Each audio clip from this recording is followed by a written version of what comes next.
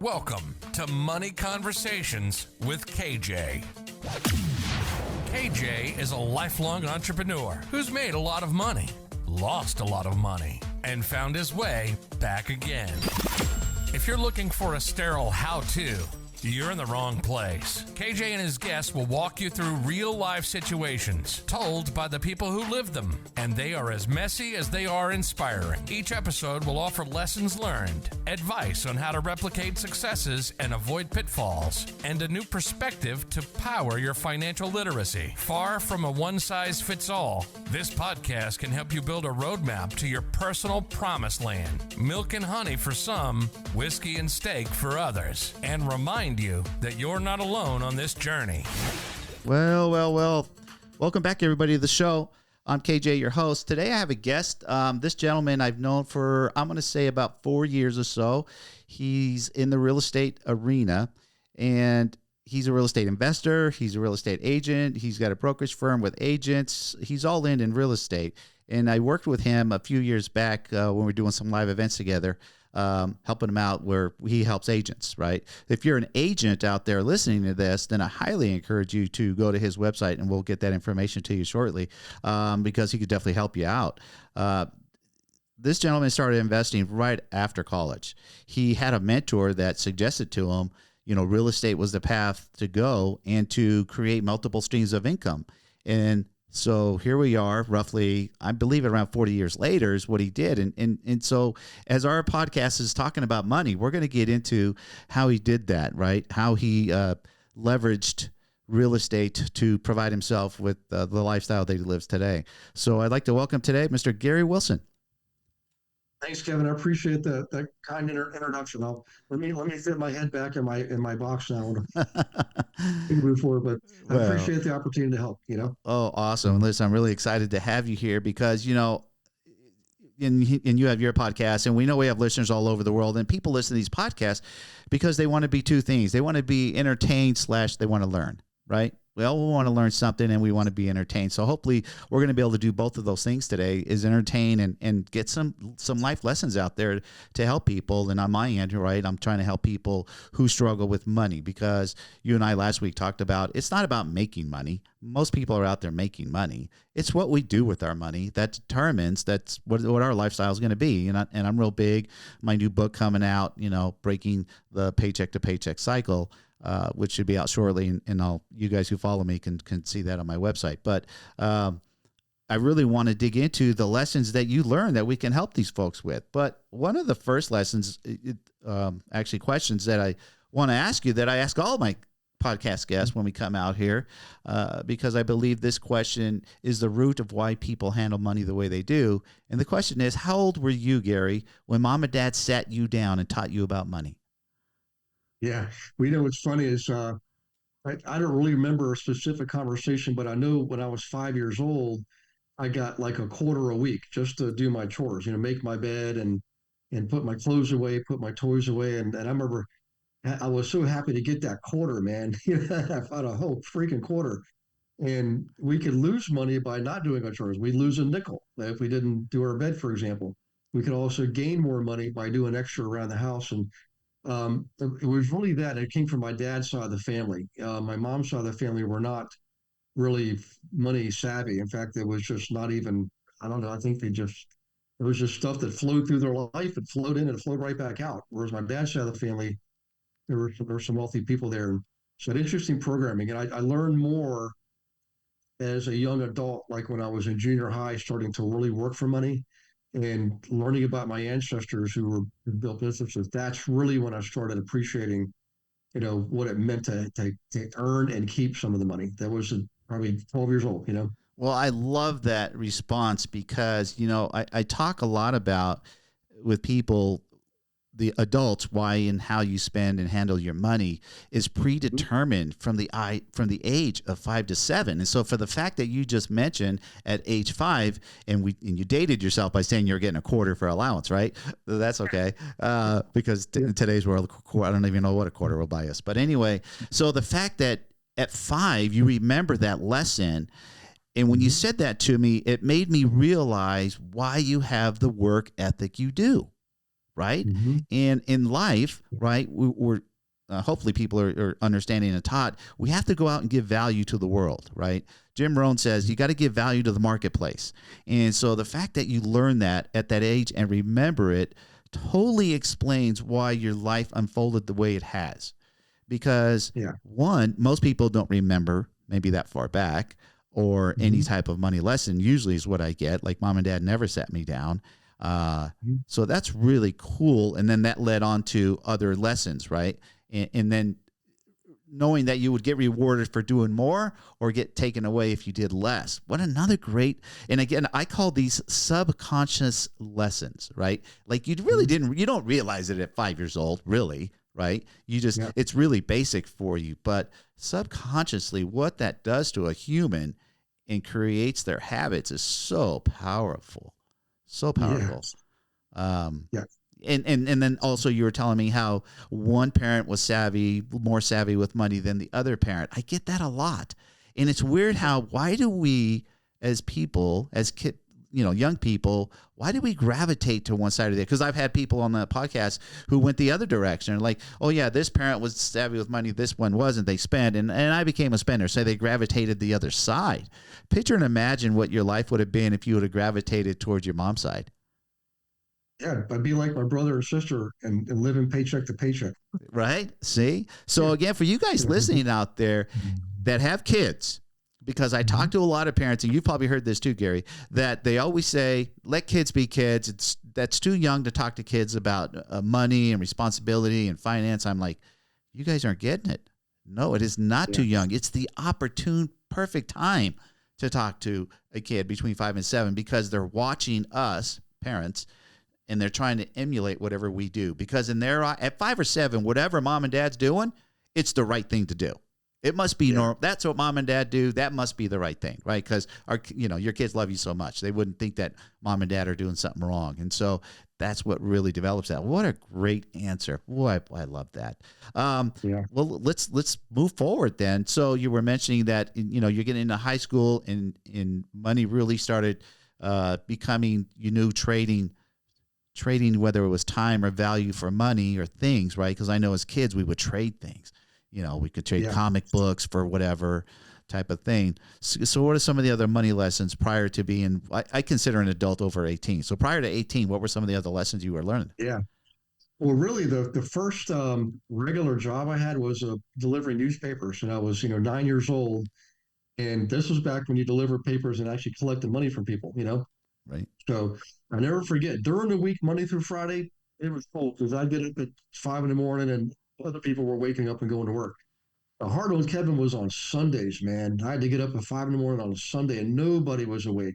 And this was when the movie Bigfoot came out. So I'm really scared to death. I'm walking out there, me and I had a grocery cart that I pushed with the papers in and go to people's houses, and I'm hearing all these noises, and the trees are creaking and cracking. I'm thinking, I'm a goner. If Bigfoot's going to get me, man, you know.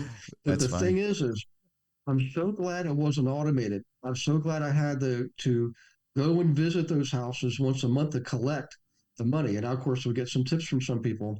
And then I had to give some of that to the newspaper company, right? It wasn't all my money, so I got to keep the difference. And so the first lesson was putting time into it and wanting to grow my route. So I would always knock on doors when I was collecting for people that weren't on my route. And I would say, hey, I'm delivering papers to Dr. So and so next door. Wouldn't you like to have a paper too? You know, and I would grow my route that way. And eventually I doubled the size of the route. And had to get help and things like that. So what I realize is number one, money just doesn't come to you freely. You have to go get it. And number two is you've got to always expand your business because typically we want more money. We're not satisfied with a buck or two. We want $3 or $4. Later on, when I started working, this is horrible. So junior high was working for FTD. I was, during the holidays and Mother's Day and St. Patrick's Day and Valentine's Day and all that, delivering flowers. And the guy they paired me with was this old fogey, and there's a minivan, not a minivan, a regular size like a Chevy van, and he smoked these horrible stogies. And I all day long, I'm just breathing in this disgusting smoke. By the end of the day, I'm just green. I mean, literally, my skin was green. But get this, I think my hourly rate Recording in progress. was like a buck 16 something. This was before the first big uh, minimum wage went. It was like 2.35, and to me, buck 16, that's pretty darn good. So moving fast forward into early high school years, I worked for a produce store that opened up, just a unique niche type of store that sold only produce. And I started going in the mornings to help them open up. I would go in and get up at 5, go in at 6, open up the store, then go to school. And I'd work one day on the weekends closing up. So I closed either Saturday or Sunday. So it eventually became a 7-day-a-week job. They gave me a raise. This was after 2.35 an hour. They gave me a raise because I was a hustler, and I would work 7 days a week during the summer months too, which is really unusual. But I saved up enough money, Kevin, to help buy my first car. You know, a few years later when I was 16, I'm thinking, I'm gonna drive a freaking Corvette. And of course, you can't buy a Corvette with a few $1,000s, Right, So, right. Geez, yeah. let's unpack that, because so much greatness you just described. One, at that young age with the paper route, two things happened, guys. Two things happened. A work ethic happened that he had to get up, 5 a.m., go deliver these papers. So that's self-discipline, right? And a lot of people just don't have that. And so, two, it developed people skills because you had to go see them once a month. And three, it developed sales skills because you were selling yourself. And I know at that age, you weren't thinking those three things, right? You were thinking, I want to make more money, period. Right. Right. But guys, what he did, again, we learned so much stuff subconsciously. What he did was learn these three skill sets. And then obviously, as the story keeps going and you get your other job, those early skills that you learned help you get to that next position and earn more money because of the skills you learned. Right. And so it's funny. I remember speaking with another gentleman, we can always connect the dots looking backwards. And so we're connecting dots right now, and we can really see how Gary's life is unfolding financially because of habits he developed, skill sets that he learned. And in life, as we want to give value in life, whether you're trading time for money or value for money, in a lot of cases, both, right? We can do both.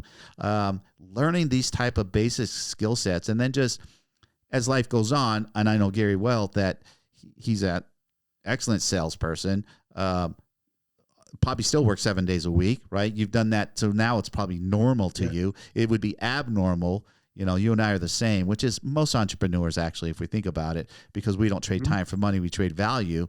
Time doesn't equate in my mind that I'm making money because I'm giving you my time. I'm giving you my value. And so we work 7 days a week. The luxury that I tell people, Gary, like I have as an entrepreneur, would be we get to control our time. It's like I'm getting ready to go to Nashville in about 10 days, which was a spur of the thing. My sister lives out there. I'm going to go help her out with some real estate stuff. And because I'm an entrepreneur, do I have to ask permission to anybody? No.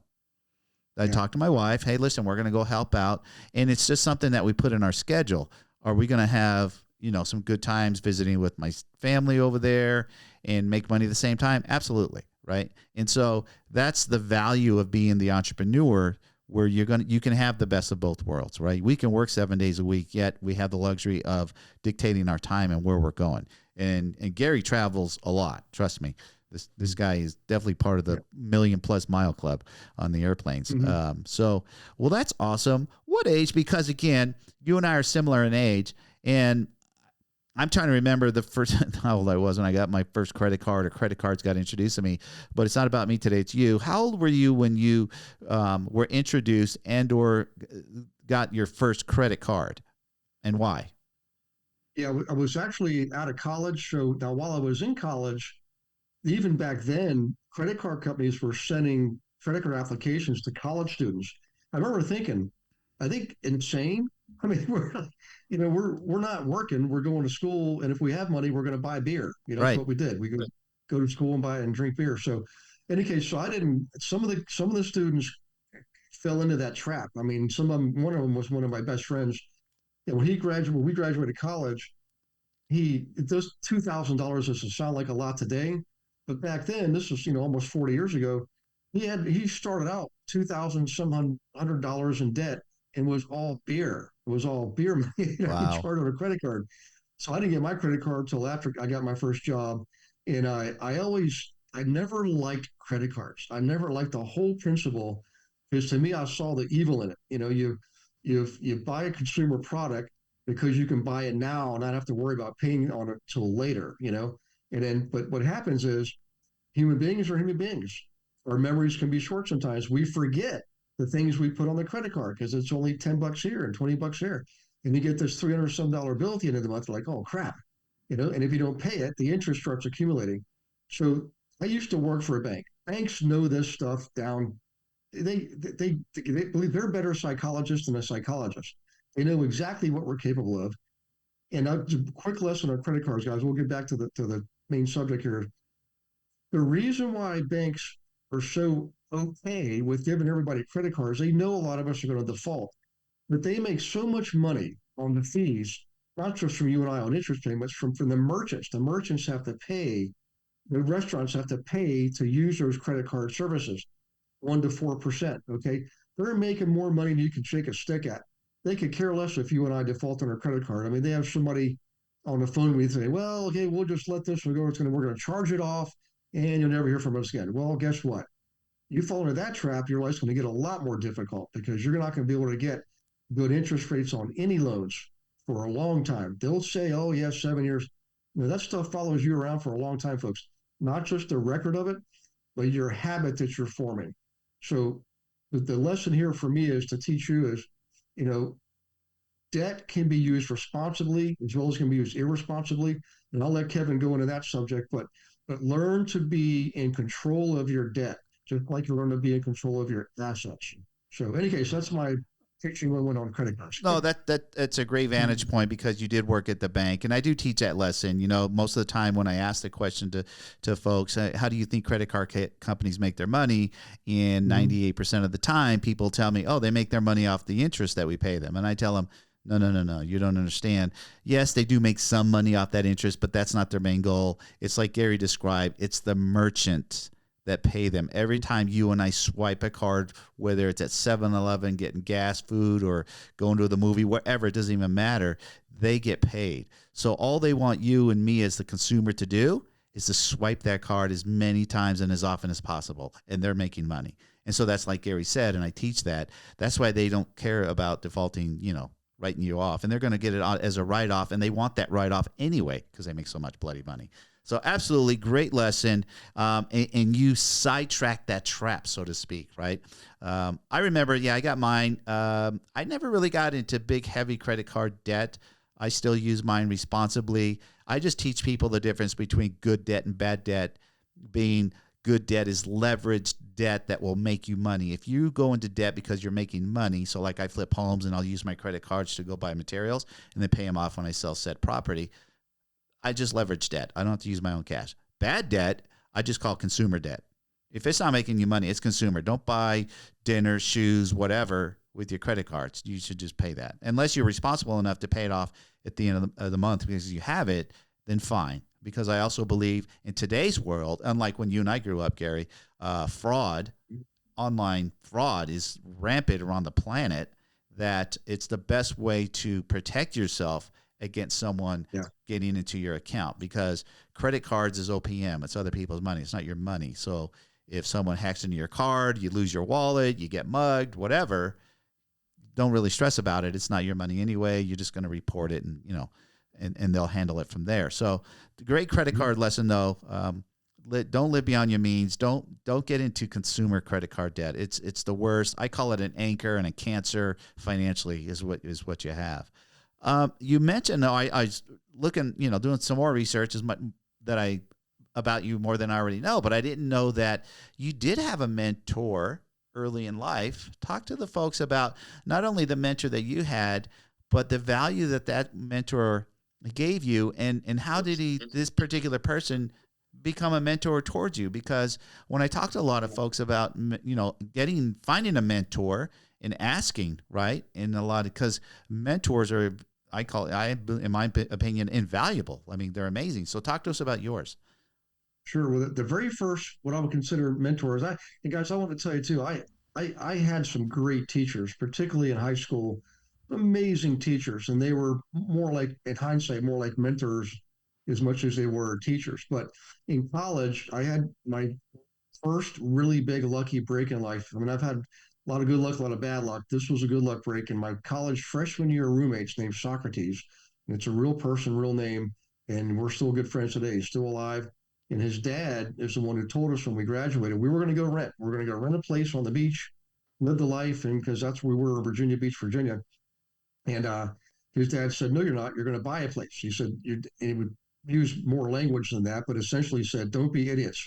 You're never going to rent. You're going to buy, and I'm going to show you how to do it." So he never gave us a dime, but he helped us buy our first house. Now, our first foray out in the field was we still want to live on the beach, so we found this two-bedroom townhome condo, like a block away from the beach, and we could afford it. And we were thinking, like typical young guys, man, we're going to have parties all the time, girls everywhere, the beach life. So we get home and call his dad and say, "Dad, you're going to be so proud. We made an offer at a place." And I could hear him through the phone, Sox talking to him, just, I mean, whoa, whoa, whoa, yelling. And he said, "Get out of that deal. Get out of that deal. What's the matter with you guys?" So we got out of it before midnight. That was the rule. If you rescind it before the other person responds, you're home free. So he then came help us find the right kind of property, and it was a 4-bedroom, 2-bathroom ranch in Virginia Beach, and the guy that owned it was in the Navy, so we were able to assume his VA mortgage. And if a listener, just want to let you know this, you can still assume these mortgages today. There's lots of them you can still assume. You have to qualify for them, right? But you can still assume them. So we assumed the first mortgage. The owner had a second mortgage that we actually refinanced with our own second mortgage that Sock's dad signed for. And there was the third mortgage for the remaining equity, the remainder of his equity in the property. And so we got this place with 3 mortgages, and then we rented out the other 2 bedrooms to 2 other guys whose combined rent paid all but $50 of our monthly outlay each. So Sock and I each had $50 out of pocket a month. We're living, minutes from the beach, 4-bedroom, 2-bathroom ranch. Had some great parties. We bought here's where we screwed up, Kevin. So his dad's telling us, like at the closing table, pounding his chest, saying, "If you boys do what I tell you to do, you won't have to work for anybody else when you're 35 years old." Well, we had just turned 23, and we did not listen. We went out and bought a boat. Then we bought a VW Westphalia van that towed the boat. And next thing you know, all of our money we were saving is going out the window paying for gas. And believe me, when you own a boat, you're going to repairs. I mean, the thing is always needing something. But so in any case, that was so Mr. DeMet was my first real mentor. And the most important lesson he taught me, stay with me for the rest of my life, and that is, you always buy the asset first that generates revenue. And then you can go buy the toy if you want. So we kind of did that right. We didn't buy the boat till we bought the house first, but we should have bought another house. The point is you start as soon as you get the message. And I'm speaking to you right now. I don't care if you're 20 years old or 60 years old, it's never too late to start. The best time to start is right now. Don't buy anything else until you acquire an income producing asset, generate some passive income, build up some additional wealth. Then you can go out and buy the boat with that money. Okay. So that's what he taught me. That lesson today, I've taught my children, Yep. and I still live by that today. I live by that rule daily, Yeah, I remember you telling that story on stage at one of the events, and that's what I also teach people is buy an appreciating asset to pay for a depreciating asset. So boat, car, vacations, all that type of stuff is the right way to go, which is what I did with my daughter, and that story. So great lesson there, guys. Appreciating assets will pay for your depreciating at fun assets, we'll call them, right? Definitely do that. Simple, not easy. Exactly. But you got to get someone to teach you how to do it, right? Like your friend's father who got you out of that deal and straightened you out and said, no, this is the deal you want. We want to get a property where you're going to have some other guys live there and pay for this property. I mean, he saved your ass really well, right? So, guys, Great lesson to learn from a mentor like that. So that was more of a, I don't know, I'll call it an inadvertent mentor. Do you remember having a specific person that you classified as your mentor that maybe you asked that person to be your mentor, or they asked if they could mentor you? Oh yeah, yeah, guys, this is a great lesson. When you're investing, building businesses, anything that falls in the realm of being an entrepreneur, you have to network. You have to associate with people. When I was a child, I was actually very shy. It wasn't until in college I started coming out of my shyness, if you want to call it that. But when I started investing, I belonged to the local investor group back then. It was called ACRE, American Congress of Real Estate, and I made some good contacts there. But here's the best thing I ever did. I mean, I love ACRE, I love RIA, Real Estate Investors of America, but I joined a local apartment association. Actually didn't know what it was. I thought it was just everybody who owned apartments. Turns out it was everybody who managed apartments that included owners along with the property managers. So I go to this dinner, and I walk in. I'm always, I don't like big crowds. I get nervous. I can speak on stage because I speak about something I'm passionate about, and I just get in my zone. But in a social environment, Kevin, I really do. I'm better with small groups of people. But in any case, I'm looking at this big room, hundreds of people, and in the corner, I saw this one table, and all the guys there had gray hair. And I was like 35 years old and didn't have gray hair yet. But I thought, well, that looks comfortable. I think I'll sit with those old guys. They won't be mean to me or whatever. Turns out, not only were they not mean to me, they were impressed that I came to sit with them because most other people ignored them because they hung around with themselves. But they would come to meet with each other once a quarter, have dinner, get to catch up, share stories about their crazy tenants and the roof that blew away in a tornado and all this stuff. And lo and behold, they all asked me, what was I looking to do? What were my goals? And did I need help? One guy invited me to play golf with him, but one guy in particular stood out, and this is his real name, Gerhard Flufelder. He's since passed away. He was 72 years old. And I said, I want to buy 10 properties this next year. And he said, I tell you what, young man, I've got a property I'm getting ready to sell over by the Bellevue Library. I'm fixing it up. Why don't you come by on Saturday and I'll show you around? And I get over there. Remember, this dude's 72 years old, and he's still hauling a refrigerator up the stairs on a dolly by himself. Wow. So I thought, you talk about a work ethic. And this guy, it turns out I found out after years of being with him, he owned hundreds of units, but he still got involved intimately with the management of his properties. So in any case, in that next year, he gave me more valuable advice and guidance, hands-on. He understood the valuable lesson that we all learn way more from doing than we ever do from just reading a book. We can all read books, and you need to read books. I've got over 3,000 books, but you need to implement. And when you can tag along with a guy that's twice your age, it has already accomplished what you're looking to start accomplishing. Say yes. Say yes. I don't care if he has you haul garbage out, which he did, by the way. I got involved with some pretty interesting remodeling projects, but I learned how to remodel, right, the right way. Right? You remodel for a rental differently than you remodel for a flip. I learned how to handle tenants. And more importantly, I learned how to spot the really good properties. And all that because I hung around with Gerhard Flufelder for about a year. We stayed friends. I saw him probably 10 years ago for the last time I saw him. At that point, he was probably 82 years old or older, still in his 19-unit building, still painting, wearing an old T-shirt, still painting. Wow. It's an amazing example. That was best mentor I ever had. Didn't cost me a dime. So, guys, if you really were listening, Gary got out of his comfort zone, right?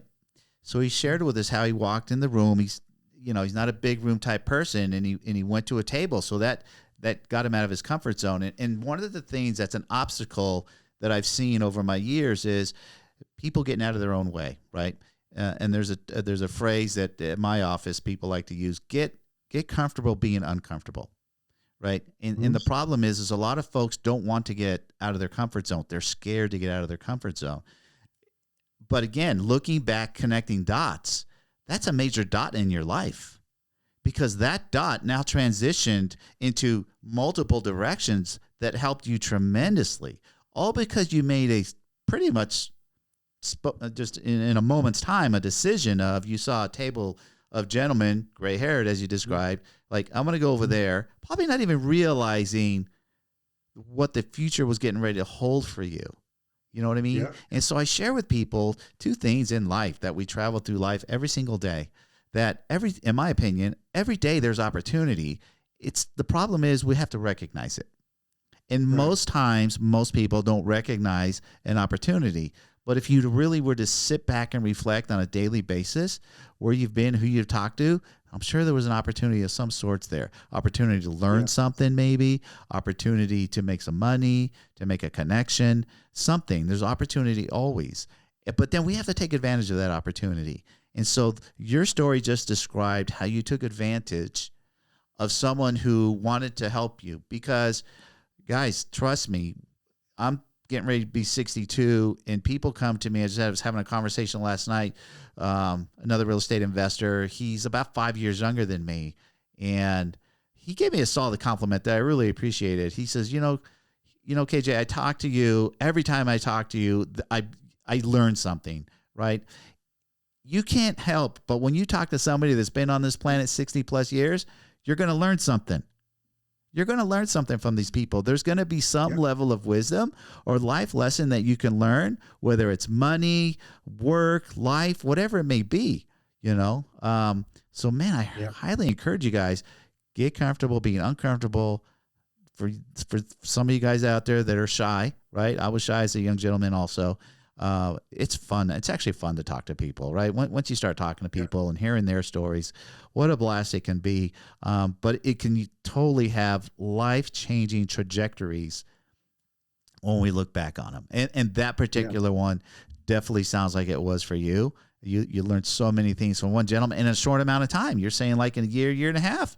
It wasn't like it wasn't like 10 years to, learn a lifetime worth of lessons. You learned a lot from one gentleman in that short amount of time. Now I know you have kids. I have kids. Your kids are grown like mine. Share with me. I asked you, your first question was, how old were you when your mom and dad sat you down? But do you remember, because you've done very well for yourself in life, how old were your kids when you started speaking to them about money? Yeah. They were 7. Both of them were 7, different times. Andrew was 7, but Annie was 7. Andrew was 5. So in any case, when they were 7, that was my rule, my own internal rule, that I would start talking to them about money and showing them, like when I would pay bills, I would show them the checking account. I'd go on the computer online, show them the checkbook, say, see how the checkbook matches the online. Now I want you to see the money coming in, and I want you to see the money coming out. You see what it takes to actually just live. You just having your monthly expenses. I wanted to learn that. I wanted to see that first, that money isn't free, doesn't grow on trees, and those expenses are coming in, and they have to be paid. Not just because you owe the electric company money, but it's the right thing to do. It's teaching you have to be responsible, and you had to. I always paid.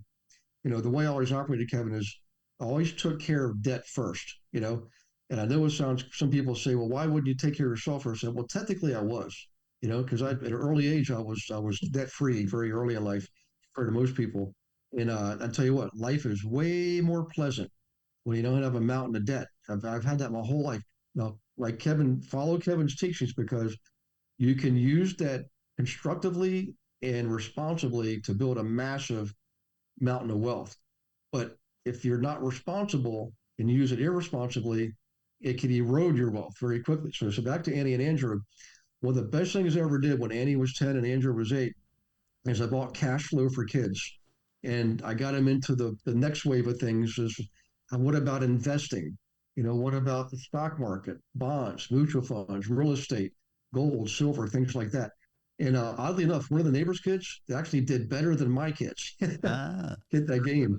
She was a real gem, But so the first part was showing them money coming in, money coming out, what it's like as an adult.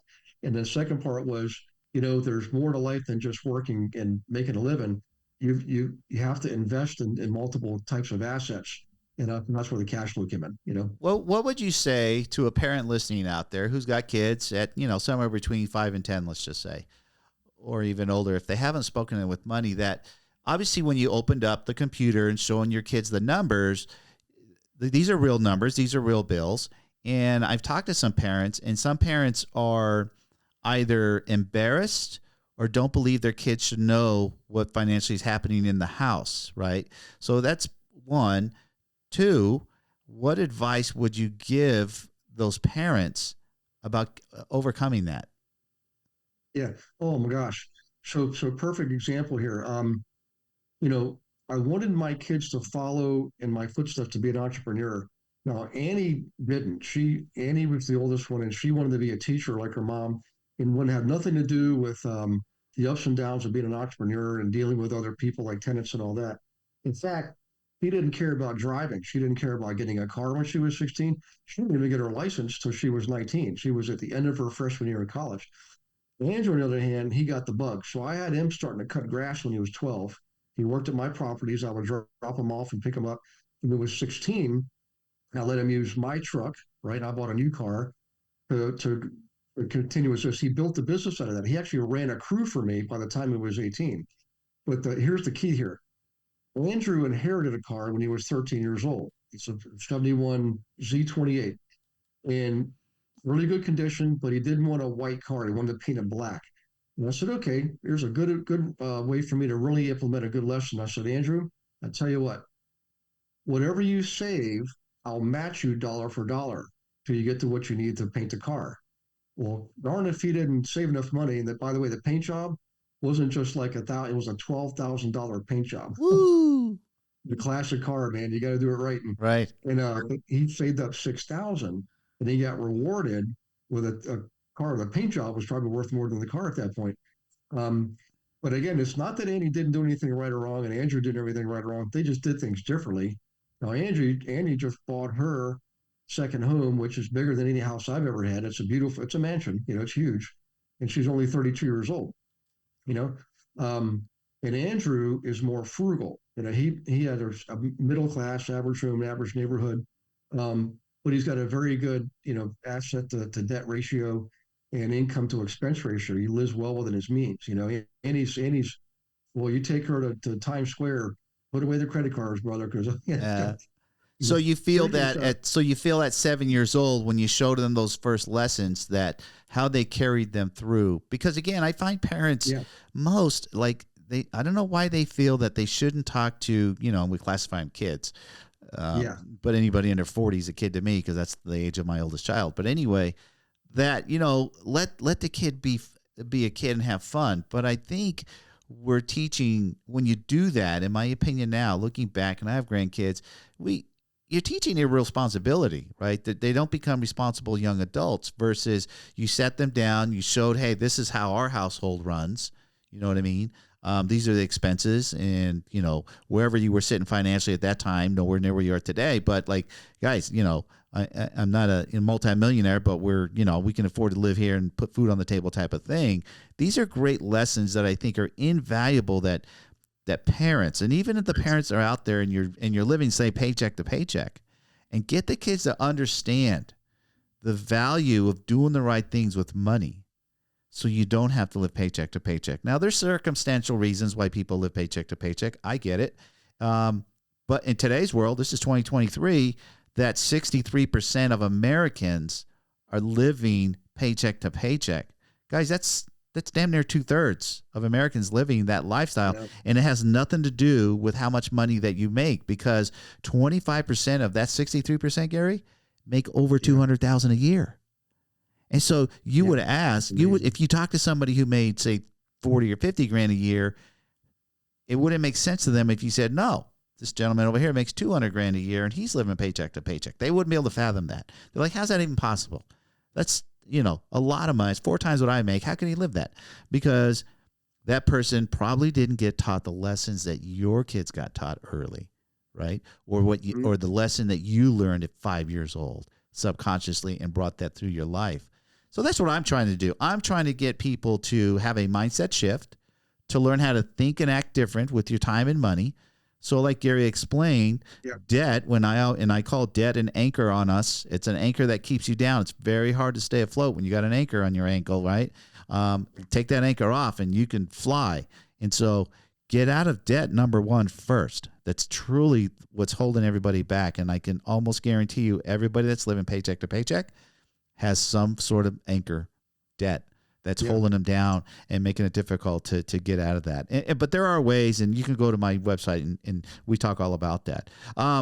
Let's talk about your kid. You learned those lessons. You taught your kid how, and I know you though personally, and I'm going to ask you the question. I want you to tell the audience that how old were you when you started setting goals? How are you today in setting goals? How important is it to you? And how do you do it? How do you track them? Yeah. Well, I actually started setting goals when I was about 8 years old. When I had some allowance saved up. I'd already gotten permission to get a paper out. I was 9 when I got the paper out, but I figured out how much I could make and how much I was going to save and how much I was going to keep and so forth. And so I did that at an early age. And then when I got into junior high, I redid my goals because I figured, well, I'm making more money now. When I got into high school, I was making, of course, more money. And I really had everything plotted out, how I was going to pay for my first car, how I was going to pay for college, everything. Now, life never turns out exactly the way you think it's going to. But the point is, I had a plan. I had goals with a plan. So it gave me a roadmap to follow. And I've never, ever gotten out of that habit. I still today, I mean, every week, every year, we do a strategic planning session, right? And sometimes I'll do it again another time of the year. Something dramatic happens, like the pandemic hit, or one time I broke my back in 2 places. Well, I'm going to reassess everything because it's a major impact. But the point is that a minimum once a year, everybody needs to have their vision, do a vision exercise, set their goals that's aligned with the vision, right? Determine all the action steps necessary to take, and then formulate a plan that drives the actions through to the achievement of the goals that are in alignment with the vision. So it's a 4-part process. And people that don't do that at minimum once a year, I'm telling you, you're shortchanging yourself. You are capable of far more than you believe you are. I'm telling you, I know for a fact, I'm living proof. When you start setting goals and achieving them, it tells your brain, if I set goals, I achieve them and I succeed and I get more, right? So I'm going to set bigger goals. Then I'm going to set even bigger goals. Vitally important. You have to be realistic about it, right? You got to be practical. But the other benefit is it sort of forces you to be disciplined. Um, I can't make you do these things, guys, but I can tell you, if you do them, you're going to get far more out of whatever years you're making in your life than if you did not have goals. Okay. So my kids, and Candy and Andrew, back to the prior question, for the parents, you still need to talk to your kids, by the way, about finances, even if it's bad, like when a pandemic hit or when I broke my back. I mean, that was huge. Thankfully, we had a lot of assets, we had a lot of properties, but I wanted my kids to see real life, right? You got to be realistic with your kids, set so that they can set realistic expectations, but also it gives them confidence to know that if they work, right, and they set their goals and work to their goals, they can have what they want. Teach them that early. So sorry, Kevin, to go back on that. No. Listen, they're all great, fabulous lessons that we're talking to the folks about. In realizing, though, I have an image over here in my office that I don't like people that get confused with dreams versus goals, because everybody has dreams, right? But a goal is a clear written plan. And the fact that you must have a clear written plan if you want to reach the goal, because if you don't have a clear written plan for said goal, it's not a goal. It's a dream. Yeah. And not that I'm knocking dreams, definitely dream. We should all dream big. The bigger you dream, great. And now create a goal and create an action plan for your goal. Harvard did a study back in 1980 about this and showed how the graduating class of 79 actually, who had clear written goals after graduating, and only 3% of the class did. And so 10 years later, they followed up, and that 3% of the class was earning 10 times more money than the other 97% of the kids because they had clear written goals. It's just that important, and that's lesson number 2 in my program. We have to know where we're going. And I think the reason people are living paycheck to paycheck, struggle with money, they don't know where they're going, right? And again, connecting the dots going backwards, you you can see your dots. But guys, we can make that change at any point in our life. You could be 18, 30, 50, whatever age you want to be. Start that habit. And like Gary says, it becomes a habit, and he does it. And I do it annually too. And I do with my kids, and we sit down, map out we'll do it in January. What's your 2024 goals? I've already talked to them, start thinking about it. And I have them write it out. And I go find some real special paper, make it look nice and fancy. And I make them put them on their refrigerators, because you have to look at it in writing on a regular basis. Because I know a lot of folks that say, yeah, I write them down, and then they never look back at what they wrote. And you have to look at these things on a regular basis in order to make it happen and make those things happen, So, man, that's an awesome lesson that you just shared with everybody. So one of the things that folks often, I think, misunderstand, and I don't like using this word, but it's out there, misunderstand retirement.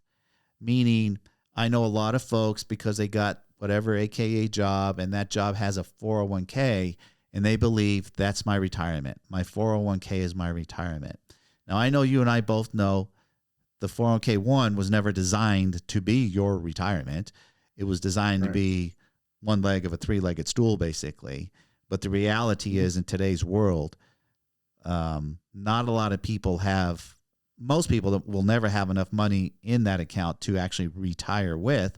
Some people can build maybe a decent little, chunk of money there, but most don't. I've with Gary and some of the other companies that I used to go out on the road with, have been privy to see the inner financials of a lot of folks who have had career jobs who do not have even six figures in a 401k. So in your life, how old were you? My question is, how old were you when you thought about retirement and took some sort of action to make sure that you would have some sort of financial retirement that you planned out? Yeah. Oh my gosh. So my first job where I had the opportunity to save in a 401k was with Sperry Corporation. So I took advantage of their 401k. And at first I thought, well, I'll just put in like 1%. And what the heck? I'm like 23 years old or something. And then I talked to one of the older guys there, and he said, look, they're going to match you dollar for dollar. He said, to 6%, he said, put in 6% because you automatically double your money while not even doing it, without even investing it. And then they invest the total amount. He said, you put in, he said, I promise you, you'll be glad. So what I did, Kevin, pulled out one of my old accounting books from college, and it had one of those tables in the back. It showed, upper left-hand corner, if you start off with a specific investment amount, and you have periodic payments every month for the next 30 years, and it would show you how much you made each month, each year, for 30 years, depending on your rate of return. I plotted it out thinking, well, if I get 10% return for 30 years, I'm going to have $10 million when I'm 65 years old. So I said, yeah, I'll do the 6%. And I started doing that. And my next job was my final corporate job. I retired when I was 40, was with PNC Bank. And same thing there, had that 401k, built that up, and started taking advantage of everything. I mean, I was investing in mutual funds, real estate, anything I could do, because when I've realized the power of compounding, it'll change you. It'll change you for the better for the rest of your life if you allow that power to work on your behalf. If you don't take advantage of it, you're unfortunately going to be left behind. But it's a factor of time, the rate of return, and how much you put into it. Those three factors. So you might as well maximize what you've got going in. I know people will poo-poo the 401ks, and I see why. I understand money, but in the early days, it was the right thing to do. Right. Excellent. So, because I know a lot of folks out there, but again, you didn't rely solely on this 401k for later. You understood compounding, the rule of 72. And that's one of my major lessons that I love to teach people, because you and I both know once you truly understand it, and it's not a difficult rule to understand, but understanding how compounding works, guys, is really going to help you in your lifetime when you're purchasing or selling anything, because understanding the rate of return or the rate that you pay, you're going to make different types of decisions, right? Credit cards, right? People who don't have good credit are paying 18, 20+% on that. What does that really mean? Most folks don't even know what that means when you're like paying, 18% on a car. It's like, guys, you don't realize this bank's making their money back in less than 3 years. So, it's all just simple math, but truly understanding compounding will change you for the better because you'll make better decisions at the end of the day, right? Great lesson there. So, and you had mentioned, corporate job for you, retirement was at 40, which is extremely young, very rare. In the less than 1 percentile of folks who go out there and trade time for money can retire at that age, because Gary did all the right things with his time and his money, right? So some great valuable lessons we're learning here today from Gary. As I said earlier when we started, man, if we could replicate some of the things that Gary has done in his life. That's why I was so excited about getting Gary on the podcast today, because I've known Gary for a few years now, and I know most of his story, not all of his story. And wow, how powerful these lessons are that we're giving you. So I kind of want to wrap this up with a question that I think I know the answer to. But even as well as you have done in your career, in your life, what is the one thing you would, looking back, you would tell your 20-year-old self? Because even though you did a lot of great things, right, during your life, and listen, I'm sure there's ups and downs in life, and there's some probably sad stories you could share, but everybody likes to play Monday morning quarterback, 2020 hindsight. And so I think when I ask this question to most folks is because if we can listen to a man who's a little over 60, that here's what he would have done different, and he already did most of the things in life very well, how much better could you be if you're on this podcast and you're under 30 years old? So what would you, Gary, looking back, knowing what you've gone through, your knowledge today, tell 20-year-old Gary Wilson? Yeah, I was way too conservative, and I don't mean like politically, but as far as me being willing to put myself out there and seize opportunities, I said no far too many times. It's not bad to say no when it's the right thing to do, but there are lots of times I should have said yes, and that's the big lesson here is when opportunity comes knocking, say yes. And it's like Richard Branson has it perfectly in a quote. He said, somebody asked him in an interview, what's the secret to success? He said, you know what? At an early age, I started saying yes to opportunity because I knew if I said yes to opportunity, I would get the opportunity, and then I would figure out how to make it work. Yes. Yes, which is a great quote by him. Always say yes and figure it out. Don't say no because you don't know. If someone says, they want you to do X, Y, Z, whatever it is, whatever this opportunity is, say yes and figure it out. Grant Cardone, pushes this real hard. There's a bunch of other wealthy people out there that will tell you that most of their success is they didn't try to learn it first and then go make money at it. They got the opportunity first and said, you know what, I'm going to go figure this out. And guys, for a lot of times, it's not even you really figuring it out. You have to find somebody that sometimes figure it out for you. You know what I mean? Yep. But don't let an opportunity pass. So great answer there, because there are so many people that are conservative, and then we could say conservative, or you're shy, you didn't want to bother somebody, you didn't want to, you can fill in the blank on the reasons why people don't take opportunities that are in front of them, the excuses, just fill in the blank. There's dozens of them. And so great advice that you would tell your 20-year-old self that we can share with everybody. And for those of you out there, I'm sure most people can reflect right now in life and almost think that same exact thought. Man, why didn't I say yes? Why didn't I take advantage of that last thing? Because sometimes you didn't say yes, and the person next to you said yes, and then you went on to watch them have success, and that could have been you in those shoes, right? So, great advice, especially again as I think about it for folks that are, if you're 30 years or younger listening to this, I don't know that there could be better advice than that, right? Have your goals. Set your goals, write them down, extremely important.